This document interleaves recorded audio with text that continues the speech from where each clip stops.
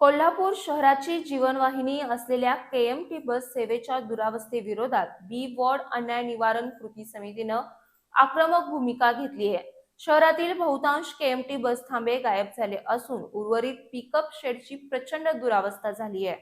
या कारभाराविरोधात लवकरच महापालिका आयुक्त आणि परिवहन सभापतींना निवेदन देण्याचा इशारा समितीनं दिला आहे. कोल्हापुरातील सीबीएस, गंगावेश, संभाजीनगर, छत्रपती शिवाजी महाराज चौक, देवकर पाणंद आणि साने गुरुजी वसाहत परिसरातील बस थांब्यांवर दुर्गंधी, कचऱ्याचं साम्राज्य आणि अस्वच्छता पसरली आहे. अनेक ठिकाणी वेळापत्रक गायब असून महिला, वृद्ध आणि विद्यार्थ्यांसाठी कोणत्याही सुविधा नाहीत. या गैरसोयींचा बी वॉर्ड अन्याय निवारण कृती समितीनं तीव्र निषेध केलाय.